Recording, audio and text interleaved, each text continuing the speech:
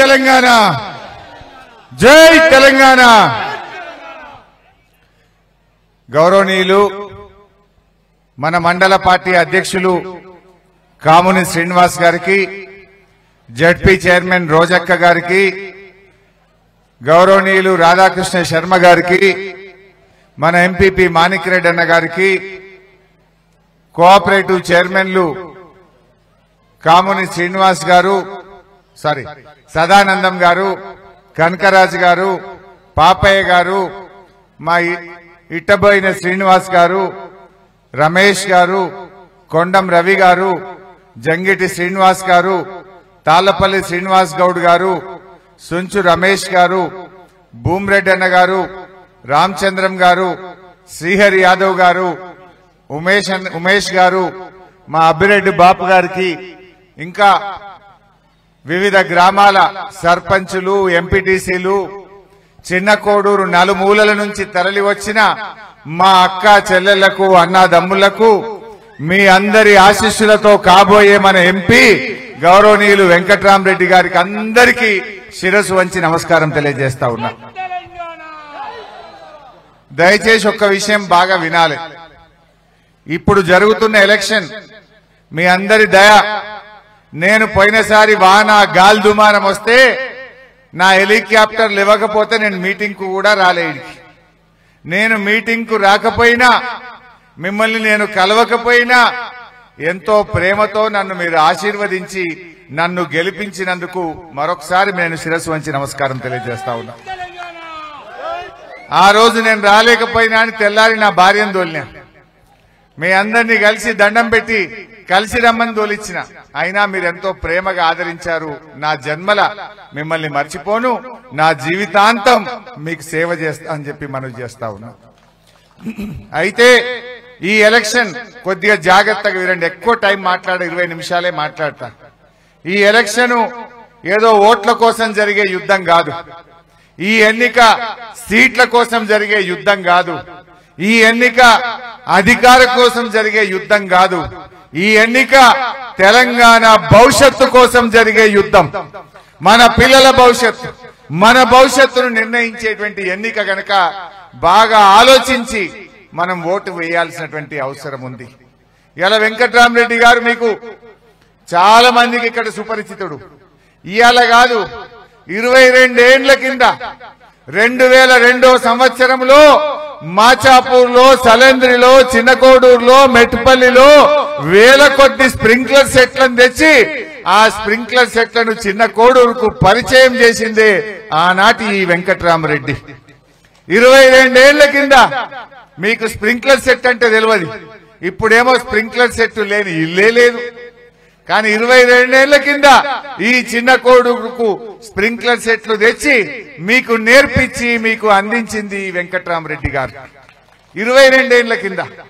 మరి మొన్నటిదాకా 5 ఏళ్లు మన కలెక్టర్ గా పనిచేసి మీ అందరికీ సేవ చేసి సిద్దిపేట జిల్లాను దేశంలో నంబర్ 1 గా తీర్చిదిద్దింది వెంకట్రామరెడ్డి గారు. ఇవాళ ఒక కలెక్టరే మనకు ఎంపీ అభ్యర్థి అయింది. అటువంటి అభ్యర్థిని మనం గెలిపించుకుంటే మన కష్ట సుఖాల్లో, మన పనుల్లో, మన అభివృద్ధిలో ఇంకా మంచి జరుగుతుంది. కనుక దయచేసి మీరందరూ కూడా వెంకట్రామరెడ్డి గారిని గెలిపించుకుంటే మనకు మంచి భవిష్యత్తు ఉంటుందని చెప్పి నేను మనకు చేస్తా ఉన్నా. మరి ముఖ్యంగా ఈ ఎన్నికల్లో ఏం జరుగుతుందో రాష్ట్రంలో చూస్తా ఉన్నారు. నిన్న మొన్న ఎప్పుడైనా టీవీ పెడితే ఏం కనబడుతుంది చెల్లె? అయితే తిట్లు, లేకపోతే దేవుని మీద ఓట్లు. ఇది తప్ప రేవంత్ రెడ్డి అని మాట్లాడుతుండా? అయితే తిట్లు, లేకపోతే దేవుని మీద ఓట్లు. మళ్ళీ ఇయాలో కొత్త డ్రామా లేపిండు. ఏంది? పోయిన అసెంబ్లీ ఎన్నికల్లో ఈ కాంగ్రెస్ వాళ్ళు 6 గ్యారంటీలు అమలు చేస్తామని బాండ్ పేపర్ల మీద రాసిచ్చారు. బాండ్ పేపర్ల మీద రాసిచ్చి 100 రోజుల్లో ఇవన్నీ చేస్తాము అని నమ్మించిండ్రు. చేతులల్లో పట్టుకున్నారు, కాళ్ళల్లో మొక్కిర్రు. ఇప్పుడు గెలిచి గద్దెనెక్కినాక 6 గ్యారంటీలు ఏమైనా నాయన అంటే ఏం మొన్ననే ఎక్కినాం కదనే అని సన్నాయి నొక్కులు నొక్కుతురు. అప్పుడేమో మొదటి సంతకం 2 లక్షల రుణమాఫీ అన్నారు. 6 గ్యారంటీల మీదనే మొదటి సంతకం అన్నారు. 100 రోజుల్లో ఇచ్చి తీర్థమన్నారు. ఇప్పుడు 100/150 రోజులైంది. 5 నెలలకు వచ్చింది. ఏమైనా నీ 6 గ్యారంటీలను అడిగితే కొత్త నాటకం మొదలు పెట్టిండు. ఏ దేవుని మీద ఒట్టు అంటుండి. ఇప్పుడు 15 ఆగస్టుకి చేస్తా, రాముల వారి మీద ఒట్టు, అమ్మవారి మీద ఒట్టు, ఒట్టు మీద ఒట్టు పెడుతుండు. మరి అప్పుడేమో నమ్మబలితివి, మరి నీ శిక్ష ఇయ్యాలనా వద్దా? ఇప్పుడు నువ్వు చేస్తావన్న మళ్ళా గ్యారెంటీ ఏంది బిడ్డ? నువ్వు ఆ రోజు ఎన్ని మాటలు చెప్పిండో ఒక్కసారి నేను మీకు టీవీలో చూపిస్తా. ఇప్పుడు ఆనాడు 2 లక్షల రుణమాఫీ గురించి డిసెంబర్ 9వ తారీఖు నాడు నేను కుర్చీలో కూర్చోగానే రుణం మాఫీ చేస్తా అన్నాడు. నమ్మి ఓట్లేస్తే 150 రోజులైనా ఒక్కల కన్నా రుణం మాఫీ అయిందా? ఒక్కసారి ఏం చెప్పిండో చూపి తమ్మిజరా, టీవీలో చూపి మా వాళ్ళకి యాద్ చేసినట్టయితే. రుణమాఫీ అయిన వాళ్ళందరూ ఎంబడపోయి మళ్ళీ 2 లక్షల రుణం తెచ్చుకోరి, డిసెంబర్ 9 నాడు నేను అవి మాఫీ చేస్తా.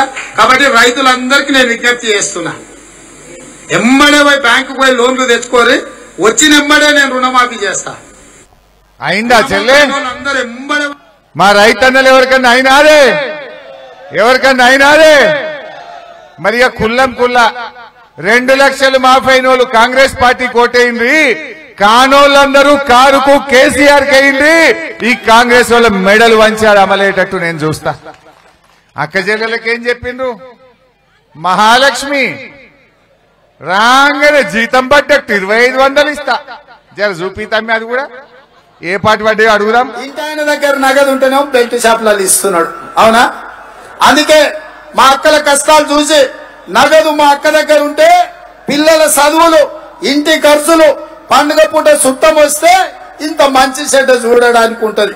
అందుకే ప్రతి నెల 1వ తారీఖు నాడు ప్రభుత్వ ఉద్యోగికి జీతం వచ్చినట్టుగా ప్రతి నెల 1వ తారీఖు నాడు ఆడబిడ్డల ఖాతాలో 2500 రూపాయలు ప్రతి నెల ఆడబిడ్డల ఖాతాలో వేయాలని. పడ్డాయా ఈ ఆడబిడ్డ కన్నా? 2500 పడ్డాయా చెల్లె? 5 నెలలకు వచ్చే, 4 నెలలు నిండి 5వ నెలకు వచ్చే. మరి 2500 నెల నెల ఇస్తే 4 నెలలకు ఎంత రావాలి? 10,000. అంటే ఈ కాంగ్రెస్ వాళ్ళు ప్రతి చెల్లెకు ప్రతి అక్కకు 10,000 రూపాయలు బాకీ పడ్డట్ట పడినట్ట? ఎవడన్నా కాంగ్రెస్ వాడు మీ ఊళ్ళకి వచ్చి ఓటుగిట్టి అడుగుతారే బిడ్డ 10,000 అలా పెట్టురా తర్వాతనే ఓటు అడుగుమని కాంగ్రెస్ వాళ్ళకి బుద్ధి చెప్పాలి. మహాలక్ష్మి మహాలక్ష్మి అని మహా మోసం చేసిండా లేదా? ఈ మోసం చేసిన వాళ్ళకి బుద్ధి చెప్పాలనా వద్దా? అట్లనే మా అవ్వ తాతలు కేసీఆర్ ఉండగా ముసలోళ్లకు 200 ఉంటే 2000 చేసిండు.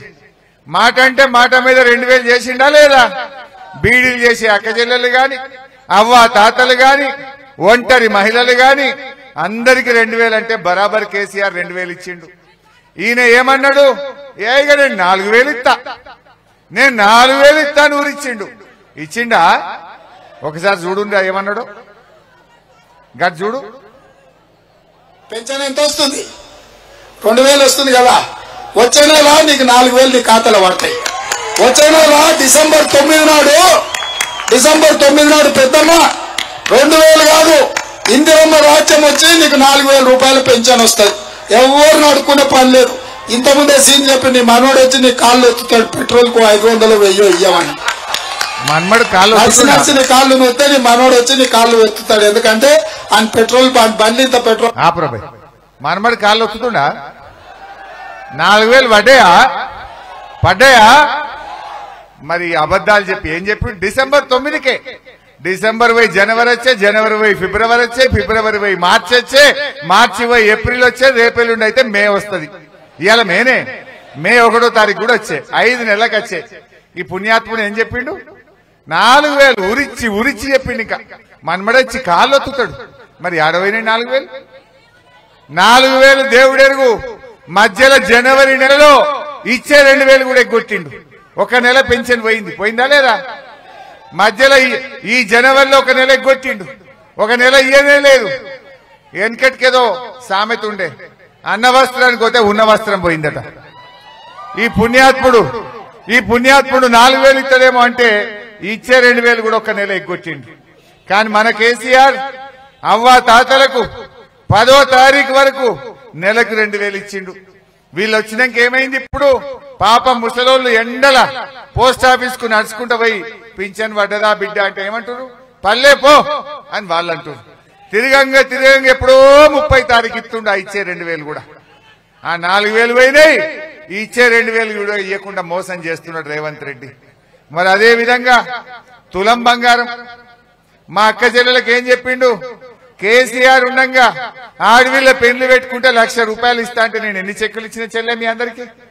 ఇలా 12 మందికి నేను చెక్కులు ఇచ్చినా కడుపు నిండి అన్నం పెట్టి తోలే మీ అందరికి. ఇంటికి వస్తే చెక్కు చేతిలో పెట్టి అన్నం పెట్టి జాగ్రత్తగా మిమ్మల్ని ఇంటికి తోలినా. ఈ పుణ్యాత్ముడు ఏమన్నాడు?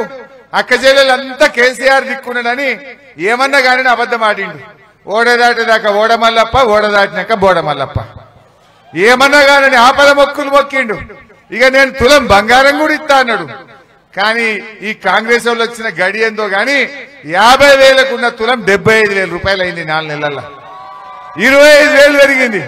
వీడు తులమిచ్చుడు ఏడిచిపెట్టి గాని ధర మాత్రం కొండనెక్కిచ్చిండు. చూద్దాం అది కూడా ఒకసారి జర చూపితామి. షాదీ ముబారక్ కళ్యాణ లక్ష్మిలో ఈ రోజు 1,00,000 రూపాయలే వస్తున్నాయి. ఈ నెల అయితే 1,00,000. వచ్చే నెల మీరు తీసుకుంటే 1,00,000తో పాటు తులం బంగారం ఆడబిడ్డలకే ఇచ్చే వచ్చే నెల పోయి 5 నెలలు వచ్చాయి. ఈ 5 నెలల్లో తెలంగాణలో 1,00,000 పెళ్లిళ్ళు అయినాయి. బిడ్డ రేవంత్ రెడ్డి ఈ 1,00,000 తులాల బంగారం బాకీ పడ్డవరా నాయన నువ్వు? 1,00,000 తులాలు ఇచ్చినాకనే కాంగ్రెస్ వాడు ఓటు అడగాలి. గిన్ని అబద్దాలు ఇంకా చాలా ఉన్నాయి. చూపియాలన్నా చాలా. ఇక రైతులకు చూద్దాం. ఒకటి రైతులదిగా రైతులకు చూపిరాబాయ్. ఆ వడ్లకు బోనస్ ఇస్తా, మక్కలకు బోనస్ ఇస్తా అన్నాడు. ఇప్పుడు కళ్ళాలలో అన్ని వడ్లే ఉన్నాయి. 960 రూపాయలు ఉన్న వరి కనీస మద్దతు ధరకు మించి 2,500తో వడ్లు కొనే బాధ్యత. 2,500లకు వడ్లు కొంటా అన్నాడు ఈ మొగాయన. కొన్నరా చెల్లె? యాన్న 2,500లకు వడ్లు కొంటున్నారా? ఇవాళ 2,200లకు కూడా కొంటలేరు. కళ్ళాలలో 10 రోజులు ఆ వడ్లు పోసి. వెనకట కేసీఆర్ ఉండంగా తడిసిన వానబడ్డ 4 వద్దులలో వడ్లు లావట్యం. బ్యాంకులలో 2 రోజులలో పైసలు వేసినాం మీ అకౌంట్లలో. 17 రోజులైనా ఇవాళ కళ్ళాల పొన్న పాపం రైతులు కావలు కాస్తే కూడా వడ్లు కొనే దిక్కు లేదు. ఈయననేమో 2,500లకు కొంటా అని గొప్ప మాటలు చెప్పి ఇవాళ మోసం చేసింది కాదా ఈ కాంగ్రెస్ పార్టీ? రైతు బంధు 15,000 ఇస్తా అన్నాడు. పడ్డాయా? జర చూపిరా బిడ్డ.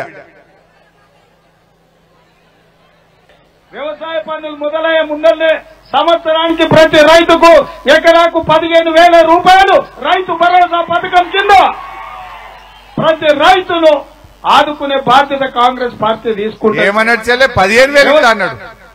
మాట ఘోరం ఏంటంటే కరోనా కష్టకాలంలో ఆమ్దాన్ లేకపోతే కూడా కేసీఆర్ టైం మీద 10,000 రైతు బంద్ వేసిండు. ఇలా 10,000 దిక్కులేదు, 15,000 దిక్కులేదు. ఆ 10,000 అన్న పురాగ పడ్డాయి అందరికీ. ఓ 8 మందికి పడ్డాయి, 8 మందికి ఎగ్గొట్టారు. కల్లాలకు వడ్లు వచ్చినాయి, పెట్టుబడికి మాత్రం సాయం రాలేదు. మరి గందుకే నేనేమన్నా ఈ ఎలక్షన్ ఓట్ల కోసమో సీట్ల కోసమో అధికారం కోసమో కాదు, ఇది తెలంగాణ భవిష్యత్తు కోసం. మళ్ళా ఈ కాంగ్రెస్ వాళ్ళని నమ్మినమనుకో వీళ్ళ అబద్దాలను ఆమోదించినట్టు కాదా? గొర్రె కషాయాన్ని నమ్మినట్టు అవుతుందా కాదా? అందువల్ల మనం జాగ్రత్త పడాలి. ఈ కాంగ్రెస్ వాళ్ళకి సురుకు పెడితేనే రేపు మన 6 గ్యారెంటీలు అమలైతాయి. గా తులం బంగారం వస్తుందని చెప్పి నేను మనవి చేస్తా ఉన్నా. గా 4,000 పింఛన్ వచ్చినట్టు నేను అసెంబ్లీలో కొట్లాడతా, గట్టిగా మీకోసం పోరాడతా, మీకోసం అసెంబ్లీలో. అందువల్ల మీరందరూ కూడా ఈ అబద్దాల కాంగ్రెస్ కు మనం బుద్ధి చెప్పాల్సినటువంటి అవసరం వచ్చింది. ఇంకా అట్లా చాలా ఉన్నాయి. వాళ్ళు చెప్పినాయి, ఆడపిల్లలకు స్కూటీలు ఇస్తామన్నారు, చదువుకున్న పిల్లలకు 4,000 ఇస్తామన్నారు, అన్ని 420 హామీలు చెప్పిండ్రు, నమ్మించి మోసం చేసిండ్రు. వీళ్ళకి మనం గట్టిగా బుద్ధి చెప్పాల్సిన అవసరం ఉంది. ఇక బీజేపీ ఆయన ఉన్నాడు ఒక ఆయన, వాళ్ళు కూడా నిలబడ్డారు. ఇక్కడ బీజేపీ వాళ్ళు మా కోటే అని వాళ్ళు తిరుగుతున్నారు. వాళ్ళది కూడా చూపిస్తే ఒక్కటే నిమిషం. అదిగా కాంగ్రెస్ వాళ్ళ మీద కోపం వచ్చి బీజేపీ వాళ్ళకి ఇట్లా ఓటేసిరు అనుకో, పేనం మీకెళ్ళి పొయ్యిలబడ్డట్టు అవుతుంది. గా బీజేపీ ఆయన ఎట్లా మాట్లాడతాడో జర చూడండి ఒకసారి. ఆయన మాటలు వింటే ఇక దగ్గర కూడా ముఖం కూడా చూడరు మీరు. ఖచ్చితంగా ప్రతి రైతు కుటుంబానికి భారతీయ జనతా పార్టీ ప్రతి నిరుద్యోగికి ప్రతి నెల 2,000 రూపాయలు వ్యక్తిగతంగా గెలిచిన మరుక్షణం నుంచే ఇంప్లిమెంట్ చేసేటువంటి కార్యక్రమానికి మన దగ్గర ఒక స్పష్టమైనటువంటి ప్రణాళిక ఉందని చెప్పి మీకు అందరికీ కూడా తెలియజేస్తున్నాం. భారతీయ జనతా పార్టీని గెలిపిస్తే మీరు గెలిపించిన 6 నెలలలో కేంద్ర మంత్రిని తీసుకొని రుగ్బారెడ్డి బస్టాండ్ పార్క్ మంజూరు చేస్తామని ఈ సందర్భంగా తెలియజేస్తా ఉన్నాం. పైసలు వచ్చి గెలిచినా, తప్పు పని చేసి గెలిచినా, తలవాలు కొట్టి గెలిచినా, మర్డర్ చేసి గెలిచినా, మర్డర్ చేస్తాన్ని భయపట్టి ఉత్తేజించుకున్నా, ఏమి చేసినా జో జీతో ఓయి సికందర్ గెలిస్తేనే మనం అందరం తెల్లగా ఉంటాం. ఇంకా ఉండే కదా భార్యను భార్యల్ని భర్తలు, భర్తల్ని భార్యను నమ్మకుండా చేయాలి. అట్లా విడదీసి ఓట్లు వేయించేటువంటి కార్యక్రమం మనం మొదలు పెట్టాలి. ఏమన్నాడా పుణ్యాత్ముడు? భార్యల్ని భర్తలు నమ్మకుండా చేయాలన్నట, భర్తల్ని భార్యలు నమ్మకుండా చేయాలన్నట, వాళ్ళని విడదీసి ఓట్లేసుకోవాలన్నట. గా పుణ్యాత్మునికి ఓట్లేస్తావా చెల్లెగా? గిసంటోనికి ఓట్లేస్తారు. ఓట్లేస్తే మనం విడదీస్తాడు. ఇక భార్యల్ని భర్తల్ని దూరం చేసే కథ ఈ పుణ్యాత్ముంది. మర్డర్లు చేయమంటుండు, మర్డర్లు చేసి గెలవాలన్నట. మర్డర్లు చేసే వాళ్ళకి వేద్దామా ఓటు? దయచేసి మీరు ఆలోచించండి. అంటే ఇట్లాంటి పుణ్యాత్ములున్నారు. ఇవాళ కేసీఆర్ అయినా మేమైనా మీ కాళ్ళల్లో చేతులలో తిరిగినాం. మీరు పెంచితే పెద్దగైనాం. ఎన్ని స్ప్రింక్లర్ సెట్లు తెచ్చి మీ ఊర్లలో ఇచ్చిన చెల్లె, ఇవాళగా కాలువలు తవ్వి మీ చెరువులు నింపకపోతే బారాన చిన్నకొండూరు వడ్లు ఎండకపోవునా? పొలాలు ఎండునా ఎండపోవునా? గా నీళ్లు తెచ్చి మీ పంటలు కాపాడింది మేం కాదా? 2000 పింఛన్ ఇచ్చింది మేం కాదా? బిడ్డ కాన్పుకు పోతే కేసీఆర్ కిట్టిచ్చి దవాఖానలో కాన్పు చేసి రూపాయి ఖర్చు లేకుండా మీ తల్లిని పిల్లని ఇంటికాడ దించింది మన కేసీఆర్ కాదా?